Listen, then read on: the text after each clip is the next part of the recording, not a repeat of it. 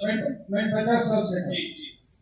लेकिन अभी जिस तरीके से पार्लियामेंट में अभी दो बिल अभी आए हैं और आपने एफआईआर का भी जिक्र किया है, क्योंकि एक अहम पद होता है वाइस प्रेसिडेंट का, तो बीजेपी के भी कुछ नेता है, भले वो सामने आके नए बोलते हो, एमपी हैं कई सारे ऐसे, तो आप क्या इंडिविजुअली ऐसे लोगों अप्रोच कर रहे हैं जो ये जान रहे हैं कि गलत हो रहा है? सर सवाल क्या है? What is the question? मेरा क्वेश्चन ये है कि इन जो बिल आ रहे हैं अभी, इसमें तो एक कौन सा बिल की बात कर रहे हैं सर? जो 130 अभी जो संविधान में संशोधन हुआ है, जिसमें यह है कि 30 दिन के भीतर और ईडी सीबीआई का जिस तरीके से इस्तेमाल हुआ है, उसमें दो चीजें हैं सर। बिल इंट्रोड्यूस हुआ और जिस तरीके से इंट्रोड्यूस हुआ वो तो आप देखें लोकसभा में, और तुरंत उसको जॉइंट पार्लियामेंट्री कमेटी को भेजा गया। It is under the active consideration of the Joint Parliamentary Committee, which will be scrutinized by the members of the House, both the members of the House. फिर इसका रिपोर्ट आएगा और इसके बाद हम इस पर चर्चा करेंगे। एक सवाल मेरा है संविधान का जिस तरह से मतलब उसका उल्लंघन किया जा रहा है, जैसा आपका भी आरोप है और लगातार आरोप लगा, मैं किसी पे आरोप नहीं लगा रहा, मतलब संविधान का जिस तरह से मैं जो अभी जो बात है जी अपने बीच में आप भी जानते हैं और हमसे अच्छा आप जानते हैं। नहीं, मेरा सवाल परिस्थिति के बारे में परिस्थिति जो है, तो संविधान की रक्षा का अंतिम अधिकार सुप्रीम कोर्ट को दिया गया है, तो क्या सुप्रीम कोर्ट आज के डेट में बौना हो गया है? सुनिए sir, a slight correction there. Supreme Court upholds the Constitution. That is the oath which I have taken. सिर्फ दो लोगों के लिए वो शब्द इस्तेमाल कर रहे हैं, protect and defend the constitution of India, वो है राष्ट्रपति और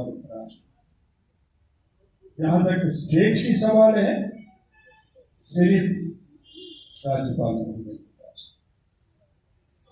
तो Supreme Court is not the defender and protector of the constitution. Supreme Court interprets the constitution, Supreme Court upholds the constitution, Supreme Court respects the constitution. ये distinction है sir. ये collision किधर से कोलिजन पे यहाँ पे क्या है चर्चा करेंगे? सर मेरा एक प्रश्न है सर एक मेरा प्रश्न, क्योंकि सर इधर देखा जाए सर किधर देखिए सर, ओनली कैमरे को देखिए सर। मेरा एक प्रश्न है कि आप क्योंकि हैदराबाद से हैं, बिल्कुल सर, और हैदराबाद में भी माननीय राज्यसभा सांसद हैं, लोकसभा सांसद, उसमें विपक्ष के भी, तो क्या आपकी अंतरात्मा हैदराबाद और अपने बोले चंद्रबाबू नायडू जी हैदराबाद में नहीं, मैं उनके बारे में, बाकी जो माननीय सांसद हैं उनका किस तरह से आपके अंतरात्मा की बात सुने? क्यों नहीं सर, वो पार्लियामेंट के सदस्य हैं ना उनके पार्टी। चंद्रबाबू नायडू साहब तो हमारे मित्र हैं 45 साल से, 45 साल से।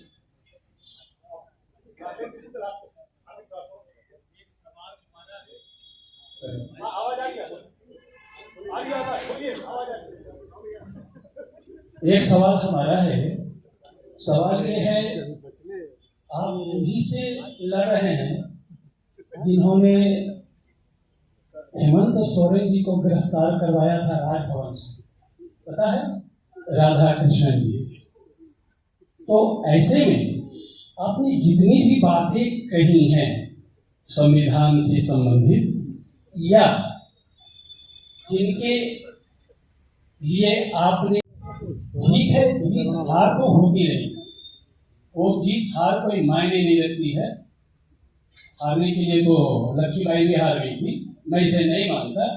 हमें केवल एक सवाल का जवाब दीजिए कि जिस राधा कृष्णन जी ने राजभवन में हेमंत सोरेन जी को गिरफ्तार करवाया था संविधान को ताक पर रख करके, और हेमंत जी भी बगल में आपके बैठे हुए हैं, उनका स्पंदन भी आपके पास जरूर ही पहुंच रहा होगा। आप बताइए कि कैसा फील कर रहे हैं, और अगर संभव मान लिया अगर कुछ कल्पना या परिकल्पना के इतर अगर चुनाव परिणाम आ गया तो आप क्या कहेंगे इस पर? ये तो बहुत बड़ा कमेंट्री है सर, सवाल कहाँ है सर? कमेंट्री है the state of affairs. Hemant ji और मेरे में जो चर्चा हुई, बातचीत हुई, इसकी बात तो जिक्र ही नहीं हुआ। अगर आप पूछते हैं, मैं एक शब्द बोला हूं आपको, आप जरूर नोट कर लिए।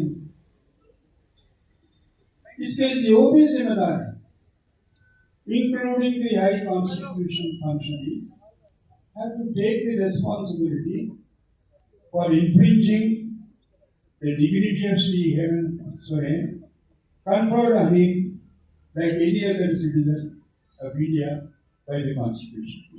सर, मैं कोई व्यक्ति के बारे में मैं टिप्पणी नहीं करूंगा, and more particularly about the rival candidate, because I want this election to be one of the most decent and fair election ever witnessed by India in recent years. इसलिए मैं वो चर्चा को इंडिविजुअल ओरिएंटेड में।